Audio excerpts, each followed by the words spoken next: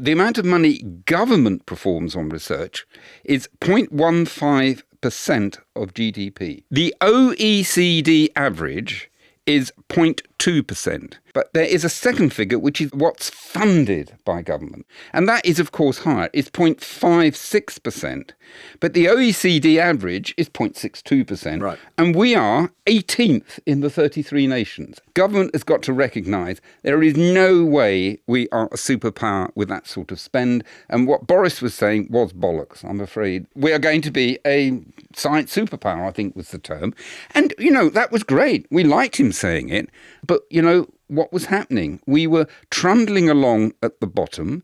There's been a gradual withdrawal of money from government departments for their own research, to know what to do. Because every time there's been a cut in funding, where do they go? They cut research because it doesn't affect the immediate front line. Paul, thank you so much for joining us. It's an absolute treat to have you here. Your career is just beyond fascinating, and I know we're going to get into some of that a bit later in the podcast. But I guess the first thing I'd really like to know is what our kind of standing is at the moment in terms of science on the global stage. How are we in the UK in terms of invention and creation and research and development? Set the scene for us in terms of where we're at now. It's a very good question, Steph. Let me just start by saying science is important. It's important for driving sustainable economic growth, better public services, improving health, quality of life. So it matters. It matters to us all. To understand where we are, we have to have a good sense of what we mean by science. I mean, it sounds a stupid question, but what do we mean by it? Because it's useful to think of it in three categories. What I call discovery science, where you're actually trying to work out how the world works, curiosity-driven bottom-up. Then you have something called translation, which is more oriented discovery research, to find out something about things that are meant to be useful, a new cure for a disease or a new machine or whatever. And then finally, the application of that knowledge to something that's absolutely useful. And these three activities are very related in terms of how they work, except for one big difference. At the discovery end, it's very much bottom-up, driven by, I'm a discovery scientist, driven by individuals, driven by their curiosity. But as you move further through translation and through into application, it becomes increasingly top-down, because then you have to have objectives. And I emphasise this right at the very beginning, because, in fact, we're good at some of the things in the UK, but we're not necessarily good at all of them. Historically, what everybody's always said about Britain is brilliant at pure science, the discovery, absolute crap at the application in a commercial sense. Is that reasonable? No, it's not reasonable, actually. It's more sophisticated, more complicated. We absolutely have been brilliant at discovery science in the past. And in fact, you could make a case that modern science was invented in Britain in the 17th century with the foundation of the Royal Society, which played a key role of it. And we have made absolutely amazing contributions over our history, exactly as you just said, Robert. But we get complacent when we say, we're brilliant at all of that, so let's not pay attention to that. Let's pay attention to other things, like translation and application. In fact, discovery is becoming increasingly fragile in the UK, and it's a problem because it hasn't been fully recognised, I would say, by government. Then we go through sort of translation, blah, blah, which I think is working sort of okay at the beginning. But the next problem we have is we're moving from translation into really serious application. Now, what's the problem we have there? It's, interestingly, I'd say less to do with the science and more to do with the economy. We are risk averse at investing in big opportunities, absolutely risk averse. Our pension funds, etc., which has been identified, simply are risk averse. They won't actually go into this activities. It's absolutely crazy. And we are totally vulnerable to being bought out by companies in the US at just the point when they're going to really make money. So this is essentially the DeepMind sort of catastrophe, is it? It's, for example, DeepMind. I should say I'm an advisor to DeepMind or to their spin-offs. So just to remind people, sold 10 years ago to Google for 400 million, probably worth 150 billion today. All that financial benefit going to its owner, Alphabet, Google, rather than to British investors. Absolutely, and driving British jobs as well. So it's not just a question of profit and where it goes, it's also driving So too many jobs now in Silicon Valley rather than in the UK. Exactly it. And the reason for that is, I'd say, twofold. One is the lack of ambition amongst our big investors. And the second is the fact that our market is small. And I think we just have to realise that. We've made it even worse with Brexit, of course. So you mean you don't mean the financial market. What you actually mean is the economy, the real sort of market. We've got a population 65 million, the US 380, 400 million, Europe 350 million, China 1.3 billion or whatever. Our market is limited. So the investors see that. So we are a bit pathetic with investment. And part of it is because our market is small. Back to the front end, discovery. We are still an amazing country, and we are simply driving a Citroen, if you like, rather than a Mercedes. I mean, we are a pathetic funding from government. I do drive a Citroen, Paul. Do you? Well, that's because you have character, Steph. That's because you have character. Now, look, I'm going to say something that probably will surprise you, because one thing you need to know when you're thinking about these things is actually how much money we're spending on different parts. And the ONS has just messed it up for years. It's beginning to get it right now. In fact, they were 1% GDP out. So what do you mean they were 1% out? What are we talking about now? Right. What we're talking about is the percentage of GDP that is spent on research, how much is spent by industry, how much is spent by government. So part of the myth that you were talking about that we're crap at translation is because the statistics that were being collected by ONS totally underestimated how much was being spent in business, small businesses, by a large amount. What we were thinking was that the total spend in the UK was 1.6%. It was actually 2.5%. Unbelievable. So when did they recognise that mistake? Well, first of all, why was it? They were using a metric based on, well, most of the research is done in aerospace, automobiles, big pharma. So let's only count that and not look at anything else. And they did that for about 20, 30 years. Okay.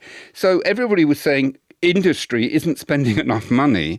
Actually, it was government that wasn't spending enough money. How was it revealed? Well, it was civil servants who were working with me when we wrote a report that came out 2 years ago or 18 months ago that just had a go at it. So it was civil servants who, it wasn't their job, but they poked around in it, in bays, and they got it out. And did the ONS apologise? I haven't noticed it.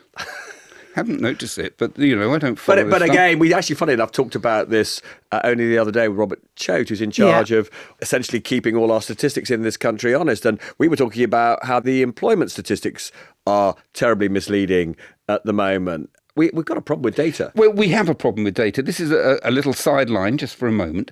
But how can we plan what we do with science and our economy if we don't have reliable data?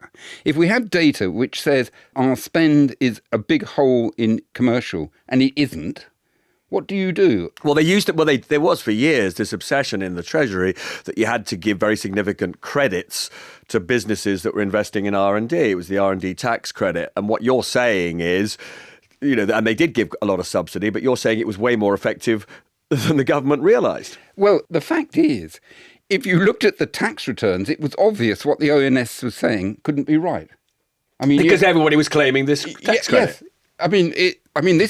This is sort of GCSE, isn't it? Is what I would say. But what I want to get to is, if you now look at the figures, the amount of money government performs on research is 0.15% of GDP. 0.15%. Which is tiny. It's a rounding error. And how does that compare to other places then? Yes, I have the figures here. I thought you'd ask me this. The OECD average is 0.2%. Now, the OECD is 37 nations or whatever it is, only 33 report. So it's a third higher on average everywhere else. That's the average. And, the OECD isn't G7 and G10, as you know much, much better than me. And we are actually, that's performed by government. But there is a second figure, which is what's funded by government. And that is, of course, higher. It's 0.56%. But the OECD average is 0.62%. Right. And we are 18th in the 33 nations. For a country that wants to be a science superpower, that's pretty low down.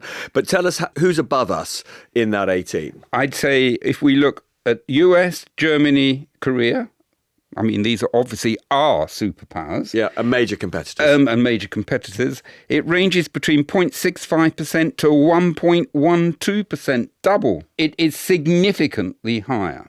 Now, I hate whining about money, and I hope we can talk about how we can spend the money better. You can do that on this show, definitely, by the way. Well, I'm going to whine about money. Good. Now, there's nothing that we can do in the very short term, but one, government has got to recognise there is no way we are a superpower with that sort of spend. And what Boris was saying was bollocks. I'm afraid it just was. Am I allowed to say words like that? You're definitely allowed program? to say that on this podcast. And you can probably say slightly worse before we get taken off our various platforms. But just remind us what he said. Well, we are going to be a science superpower, I think was the term. And, that was great. We liked him saying it. But, what was happening? We were trundling along at the bottom. There's been a gradual withdrawal of money from government departments for their own research, to know what to do. Because every time there's been a cut in funding, where do they go? They cut research because it doesn't affect the immediate front line. So can I just ask you a question? Because there will be some people here who don't know essentially the sort of structure of how discovery is done. Does any serious discovery happen in the private sector? Well, Google DeepMind for sure. I mean, so yes, it can. And does it happen has historically it happened very much in the UK in the private sector? It can happen in the private sector. But has it historically happened much in the UK? The origins of most discovery research are in the UK primarily in universities and to a lesser degree, because they're much smaller, in research institutes. And there's a lack of diversity in the UK. We have nearly everything funded in the universities and not enough in some parts, at least, of institutes. Because as I understand it, funding for the Met Office, for example, counts as government investment in science. And it is doing discovery research as well as useful things like telling us if we're going to get wet today. And so if we just go back, because again, its history is useful, the incredible breakthroughs that somebody like Alan Turing would have made, they would have been funded directly by government, I'm assuming. Well, Turing, of course, was starting his discoveries in the Second World War, working for government, trying to break codes, exactly, of course. And at the same time, making really important discoveries, which were then essentially university-based. So it's the universities that are prime, and research institutes to a lesser degree, primarily government funded, which have driven most discovery research, with some that happens in certain laboratory situations. In the United States, there was a lab now closed called Bell Labs. It was funded. It's absolutely celebrated, huge private sector doing extraordinary discovery. Exactly. So it can happen, but mostly, and particularly now, companies look at the bottom line all the time. So they will strip out things probably which are not either direct application or to some extent perhaps translation. And just before we move off this, you'll have seen the work over many years of Marianne Mazzucato, who comes on this show from time to time. Her big thesis is all important breakthroughs are made by the public sector and all commercialization is broadly done by these enormous companies. And one of the problems in the world, I'm simplifying, is that these big companies rip off essentially the public sector and never give proper credit to the public sector. And there's both an issue about understanding how you make these breakthroughs, which have economic significance, and there's also a sort of deification of the private sector, which is very harmful just in terms of how we think about how to allocate resource. Yes, I might use different language, but I think that is essentially correct. The majority of knowledge generation is government funded, to some extent a little bit charitably funded. There are some charities, particularly in the health sector. So cancer research, for example. But the majority of the application, translation and application, or the back end of translation, is commercial. So it is built on discovery. Now, that was a deliberate decision made in, for example, in the US in the 1940s, so after the Second World War, where they would invest in universities to produce those discoveries. And so the Department of Defence, for example, the budget of the Department of Defence in terms of fundamental research is just off the charts huge. Yes. Can I ask, Paul, is there then a correlation between increased funding for science, so whether it's for disease or cancer, whatever, and then commercialisation of it, a growth in commercialisation, or a reduction in the disease seen there, or, fewer fatalities or whatever? Yeah. Like, do you see that when there is more funding in certain areas, it does genuinely have an impact, albeit long term? This is quite a complicated question, because sometimes people say, let's just throw money at a disease like AIDS or something, when we don't have a Scooby what to actually do in that area. So there is a question of whether you are applying money in the translation application ground usefully if you don't actually know what problem to solve. If we took cancer when I was a kid, we really didn't understand it at all. Today, we understand it much better. It's completely different. So throwing discovery money at a problem simply because it's a big societal problem, you've got to be a bit careful of that, because you may waste money. But if I can generalize your question, Steph, if we look at the US is driven partly because it's a big market, partly because it has adventurous big investors, but also because it has high levels of public spending in the universities and to some extent also research institutes, which are often controlled by government. And that has worked. There are other countries, unusual ones. Israel, for example, if I remember the figures correctly, doesn't have such a big public funding, and they are quite effective, and they do it more in the commercial sector. Looking at countries like Korea, for example, and Germany traditionally, and of course its economy is looking a little more weak at this present time, but it is public expenditure in discovery research has to be at a level to drive commercialization, and it isn't properly recognised. Now, can I ask you, therefore, on one sort of modern development in all of this, slightly controversial former public official, former advisor to Boris Johnson, Dominic Cummings, created this new institution called ARIA. Now, your old friend Patrick Vallance was chief scientific officer. Now he's a minister in the Department of Innovation and Technology, or whatever it's called. DCIT. Whatever it's called. Unfortunate term, which can be easily changed to something else. Please continue. Yep, I think we've all noticed that. Anyway, I just want to know, is ARIA doing the right kind of research? Right. ARIA is new, it's fresh, so it's too early to call. The way it is doing it is like a sort of big glorified startups. So they've got 5 sort of areas that they think are going to be commercially valuable. They are following a sort of startup approach combined with identifying top-down certain areas that they should pursue. So it's not fundamental researchers. They've seen research in universities and they're trying to grow it. It might be just on the back end of fundamental research, but it is basically trying to commercialise. But good venture? We should try it.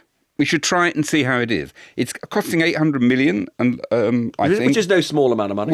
And so let's see if it works. So good luck to it, I would say. But there's something very interesting here. ARIA has been created to be protected, if I can call it, from the bureaucracy of government. But that's a great thing, because do you know that, for example, all salaries in government-funded institutions they will look at the Prime Minister's salary and... so you can't get paid more than the... You can't get paid. And, of course, the fact the Prime Minister can, as soon as they step down, can win, get paid hundreds of thousands every time they give a talk. It doesn't ever sort of factor into this nonsense, okay? So in ARIA, they can pay 300,000, say, for certainly for the leadership and top expertise. So if you go to the Medical Research Council, UKRI, and go to one of its great laboratories, Laboratory of Molecular Biology, they're probably around 100,000 at most. Because they're basically civil servants, they're not allowed to be paid more than the You've Prime got Minister. it. Now look at the total inconsistency. You invent ARIA, you take off all the bureaucracy so it can thrive, and yet for the rest of the thing, which is 10 billion, 12 billion or 15 billion, whatever it is, you have all these restraints, probably treasury oriented, and they don't even look at them.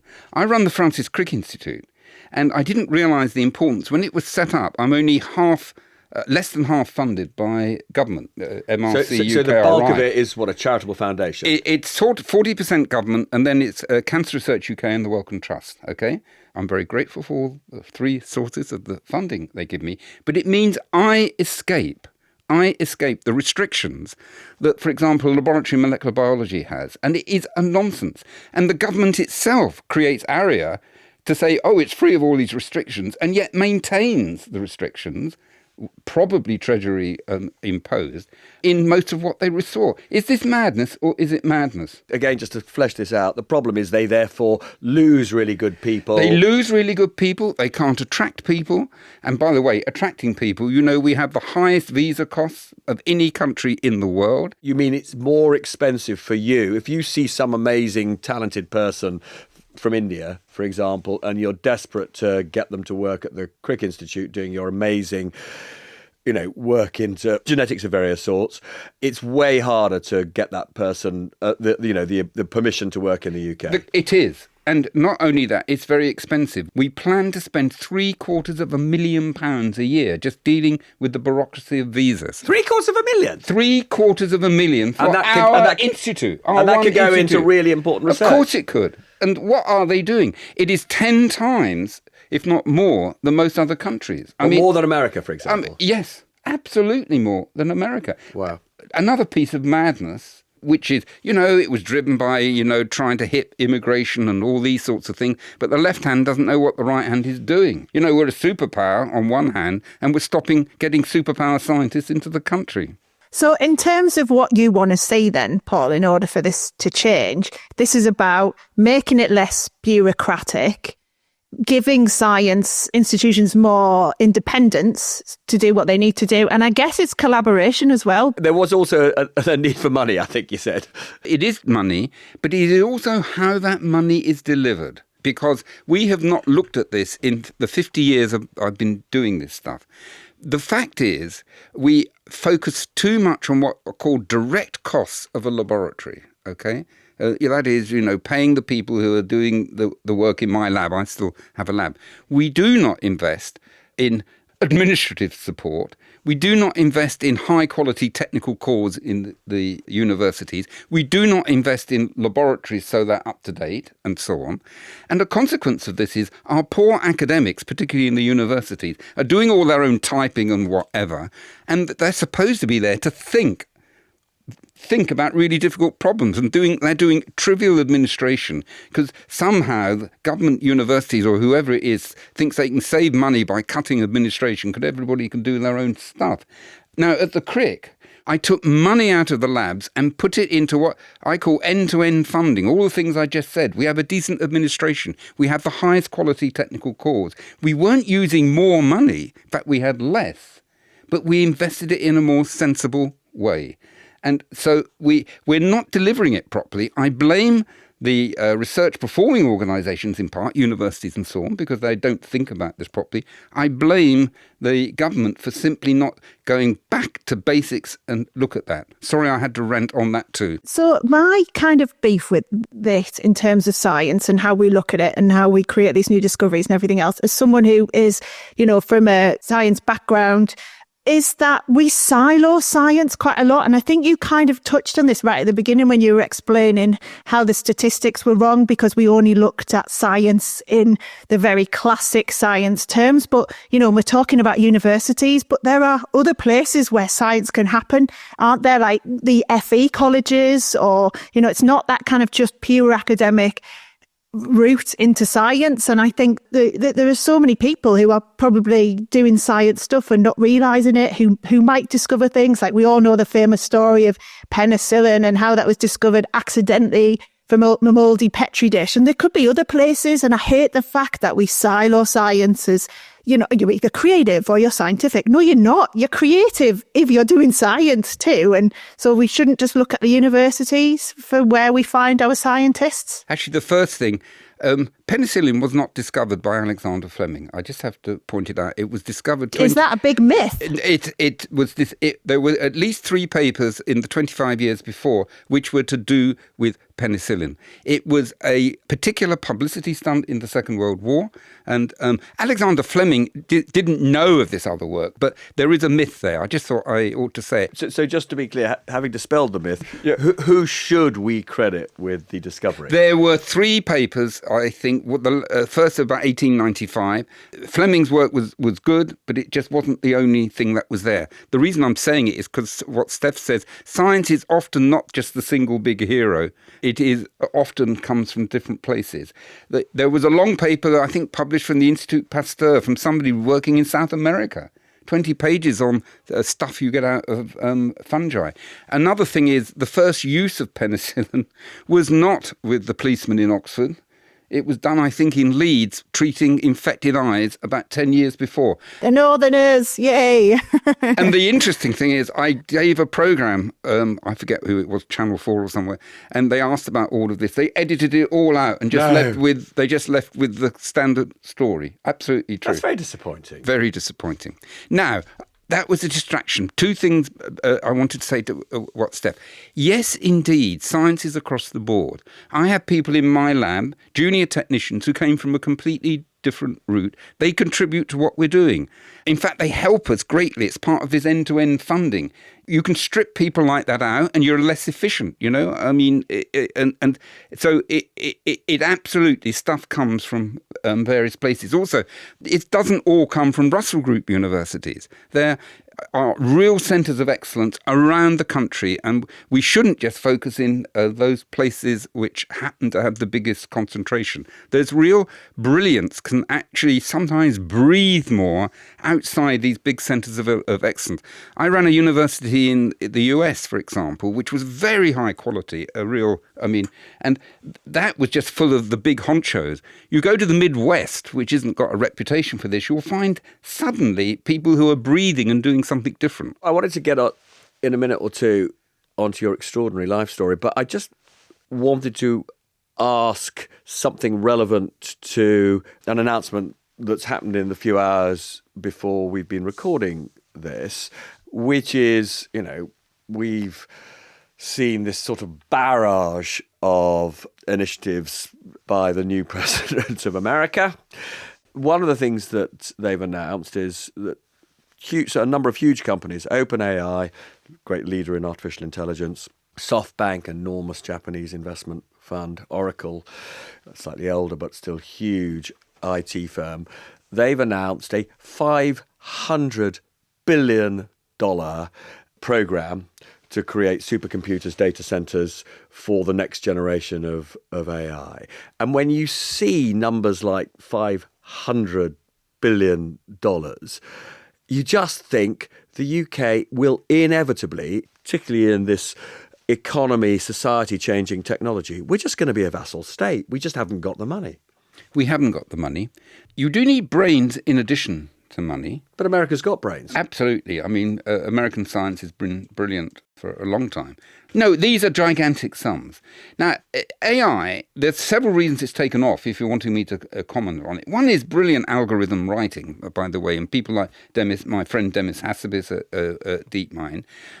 But there's 2 other things that have really made it happen, and that's why this investment's important. One is the immense amount of data that is now out there that you can mine.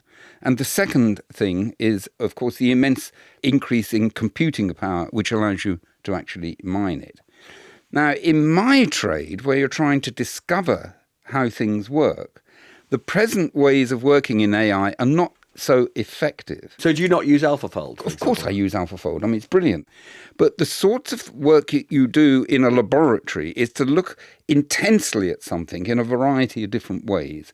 And we do not yet have the ways of operating that allow us to dissect out these complex things. We have wonderful ways of actually looking at lots and lots of data and mining stuff from that, which is... and that's the AlphaFold approach. AlphaFold is a slightly different sort of approach, but that sort of worked there.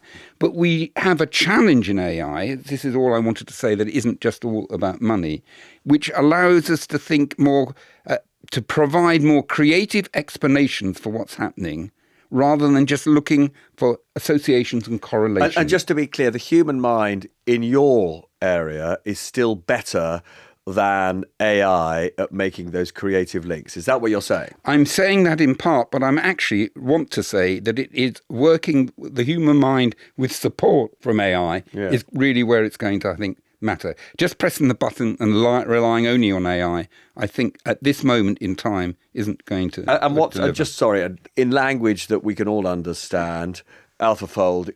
God knows, what do we call it? A service for understanding proteins? Just explain it. Yes, what it is, it's a brilliant tool, absolutely brilliant tool, of going from the sequence of amino acids which make up proteins and generating the structures that they form. It's a problem that's been around for 50 years, and trying to deliver that bottom up by understanding the process has failed. What AlphaFold did is just took all the information it had about it. It didn't understand how it all works, but it produced most of the time the right answer. And why does that answer matter? Just explain that. Well, we can easily get the sequence of a string of amino acids, a sort of thing, we do every day in the lab. But until we know how that folds up and where different amino acids with different properties, like are they positively charged or negatively charged, are they like water or whatever, we can't predict what it will do chemically.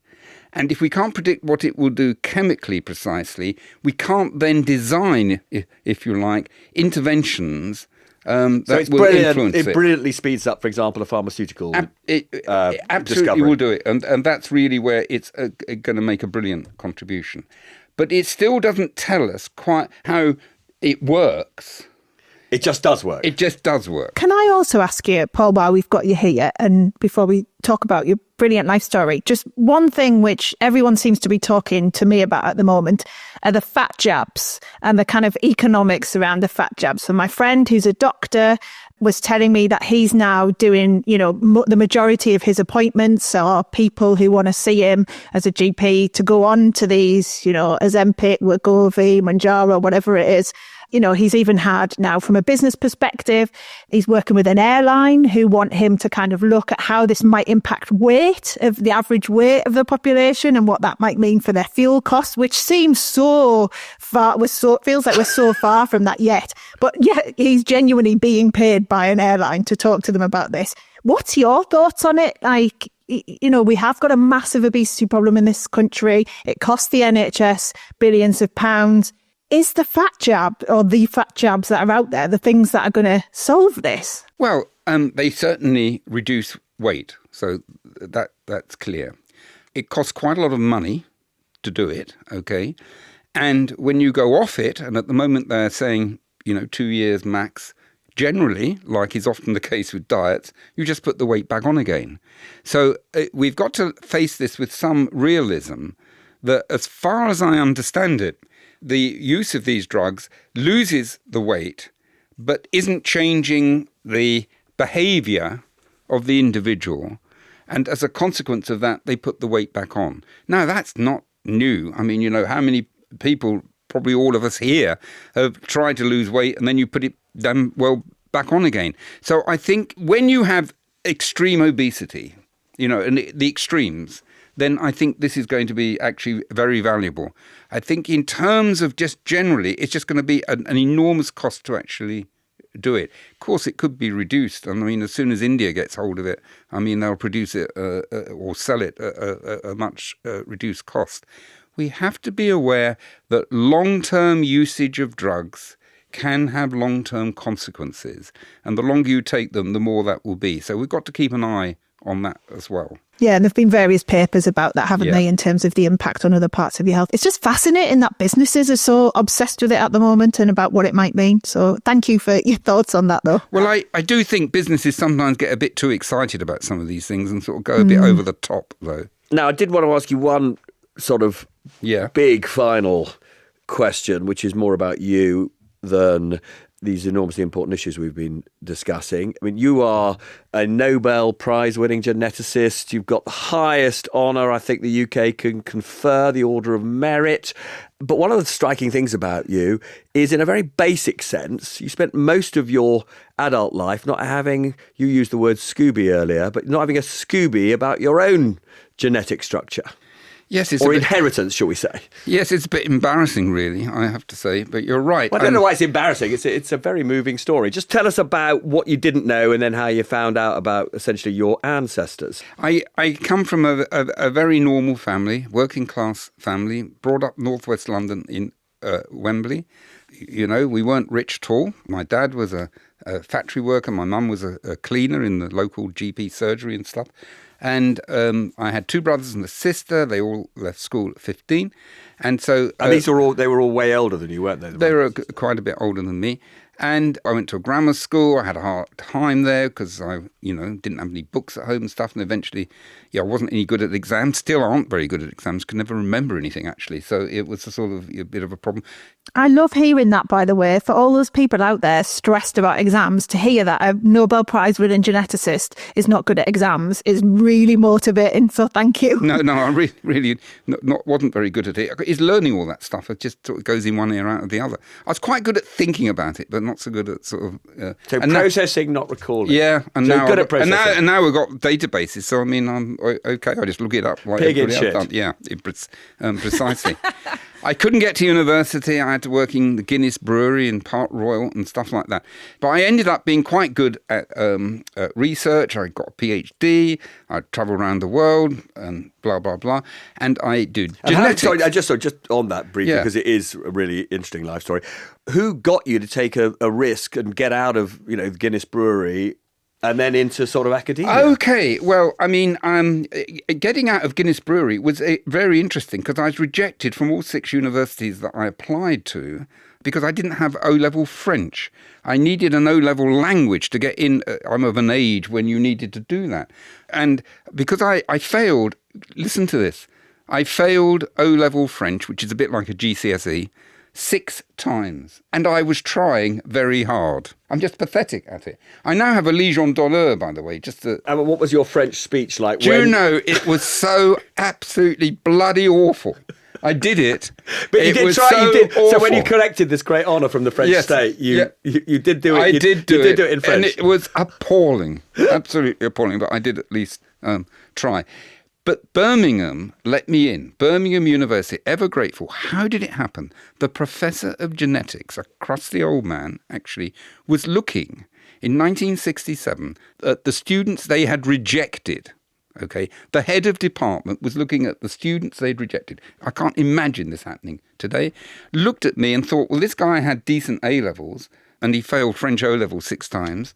I'll write to him. He wrote to me, a failed undergraduate applicant, head of department. Wow. Asked me to go and see him. I went up to Birmingham on my little motorbike and he spent an hour with me, okay? Then got me to speak with the junior lecturers and so on. And then they said, we'll take you to Senate or take your case to Senate and see if we can let you in. I was discussed at Senate. They let me in as long as I did a year's course on French when I arrived. And this is funny too. I had a tutor and he sat here just like we're sitting here and he said, Paul, you don't want to be here. I don't want to be here. So we're going to do a deal. And the deal is this. I have to set you an exam. I'm going to give you an exam of 500 words of scientific French. About a third of the words will be English anyway. And I'm allowed to let you take in any books you like into it. And you can take a dictionary in. And I don't think we need to meet again. And that was it. Exactly that happened. It's how I got into university. It's how I got through the first year. And were any of those, just out of interest, when you got the Nobel Prize, were any of those people alive? No, they weren't. Oh, what a shame. You were talking about your mum and dad. Yes. But they weren't your mum and dad, were they? No, they weren't. So what happened is I eventually went to America in my 50s. I was 55. I was president of Rockefeller University in New York, the richest university in the US by far per capita, much richer than Harvard. And I applied for a green card. And Homeland Security, which is the US operation that looks at these things, rejected me. Now, they rejected me. I was rather proud of them in a way. I was president of a great university. I had a Nobel Prize. I was knighted by them as well. And they rejected me, okay? I'd written probably 50 letters for other people, but they rejected me. And they rejected me because I had a birth certificate that did not name my parents. Now, this, the British invented this in the Second World War to cope with the high levels of illegitimacy and the stigma that they had with it. I didn't know that. I asked my parents why. I see. So because there were so many kids born out of wedlock, to use that phrase, to cover the embarrassment of the... Precisely. In Britain, you can have birth certificates that don't name the parents. I hadn't realised that. Okay, exactly right. And I'd asked why I had it. And my mum, who wasn't my mum, as will come clear in a moment or two, I hope, they said it was cheaper than a big one. I believed them. That's quite a clever thing to say. It was. I believed them I asked them when I was 15, I remember it. I see. You saw it when you were 15 and you actually asked, why is nobody... Oh, wow. And all I had to do was write to the registry officer. I'd got a full one. I found it. So I was 55. I wrote away and I got this certificate back and I'd been on holiday. I came back with my wife and I was in this gigantic office because, the university office. And there were 4 women in the room, my wife, my PA, her assistant, my lab manager and so on. And I could hear my PA talking to my wife saying, is it possible Paul got the name of his mother wrong? Because we just had something back from the registry office. And everybody's ears pricked up, and suddenly all 4 were looking at me and I had this brown envelope. I mean, it was a real sort of theatrical experience. And I opened it and there was the name of my sister. And my sister was my mother. And then I looked to my father and there was a line, just a line. And by that time, my real mother had died, my grandparents had died, so I could confirm it because there was somebody living in the house. Was your sister alive? Nobody alive except one person. I asked my brothers, who are actually my uncles, and they said, well, Mum went to Norwich, which is, it was like a 19th century novel. Mum went to Norwich and came back with you. And that's what as far as boys concerned, that's the end of it. But there was a girl of 11, and I was actually born in her bed. And the girl was still alive, and I phoned her, and they said, yes, this is all true, and we were all sworn to secrecy, and they kept it secret for over half a century. And just to be clear, so the person you thought was your sister... Was my mother. Was your mother, and although that was confirmed by somebody who turned out to be your cousin, at this stage... You still didn't know who your dad was, is that right? No. So this is when I was 55, okay? So at 55, you know your mum was. But I had no idea who my dad is. Can I just say, because the one thing I read a bit about this, actually, when you originally told me about this some couple of years ago, one of the things that I found really moving was you later then discovered that your sister, who was in fact your mother, all her life, she had a little picture of you by her bed. Absolutely. So I discovered this around that time. She had 4 pictures of babies, 3 which were legitimate. She basically lived at home. We had this 2-bedroom flat in Alperton. And she got married when I was 2.5. And there's a poignant photograph of her wedding where she's holding her new husband's hand with one hand and my hand with the other, because she was leaving me. I don't think she ever told her husband. I'm sure she didn't. And it's so sad. It's really sad. So the sadness here is not me. It's actually my mother. So I did an ancestry DNA test about 5 years ago, and this detected a couple of people I had no idea who they were, who were not that unrelated to me. And I was sufficiently aware of this to work out what sorts of relationships they might be. And because it has a website, you can go on and try and contact them. I tried to contact them. I got no reply. Being British, I thought I'd better leave this all alone. So I left it alone. Last year, I was on a radio program, and we were doing a program to celebrate the 70th anniversary of the structure of DNA. And on the panel was the lady who did the genetics and genealogy for Richard III. And the lady ran after me and said, I might be able to help you. Would you like me to? And I said, yes. So I give her this information. This is a Friday morning. This is relevant. Sunday lunchtime, I get an email from her saying, I think I've discovered your father. Unbelievable. But tell us about your dad. Who was your dad? Right. Now I'm going to tell you. My dad had died, though had not died when I had the first test. So, died about 4 years ago. He was at national service. It was 1948. He was on the Suez Canal. He came back. His mum lived about 100 yards from our flat. My mum got pregnant when she was 17. I think he was there for 1 or 2 weeks and then went back. Do you think he ever knew? I don't think he ever knew. And what happened is... so he never knew that you existed at all? I don't think he knew I existed at all. And then my mother was sent to Norwich and all of that. He comes back a year after national service. He makes another girl pregnant, actually, and wants to marry her. The father doesn't let them, okay? So that girl, who was called Linda, this is relevant to what happened in the moment. And then they were allowed to get married, and they had another child a year later, who they also called Linda, both of whom turn up, Linda the first, Linda the second, then twins, and then the tragedy. So you had all these half-siblings? Yeah, I've got all these half-siblings, 6 of them. And then the tragedy, the mother dies in the childbirth of the last child. No. And it's the 50s. My dad was a bus driver, a London bus driver. And social services took all the children away, dispersed them over south of England, wanted to send them for adoption. He fought like hell to keep them. After a year, they were allowed to come back to his mothers, their grandmothers, but he wanted them in there. He was in one of these prefab things after the war. And he used to come, I've been told, with a wheelbarrow and put all 4 children in the wheelbarrow and wheelbarrow them all back home.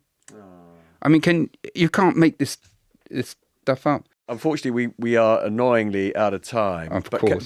So I've now got to ask you the big philosophical question, which is looking first of all at all the extraordinary research you've done over the years, and then second of all at your own life story. When it comes to outcomes, do you believe in nature or nurture? Yeah, which is what I thought was coming. I think that my earlier relatives and even my siblings just didn't have the opportunity that I had. I just was born on the cusp when I went to a grammar school. Universities were suddenly no longer the havens of just the middle classes, and I was in that first generation. I simply think they didn't have the opportunity. And what I think generally over this, for most things, not all things, is 50% nature, 50% nurture. That's a good starting point. And that's really where we are. And in my case, I'm sure if there'd been more opportunities, my half-siblings and so on would have had different careers. I'm sure of it. Which is why you're a great believer that the state has to help, particularly underprivileged people. I am such a believer of that because I'm exactly the product of exactly help from the state. We need to have good public services, good supportive state to go with good industry.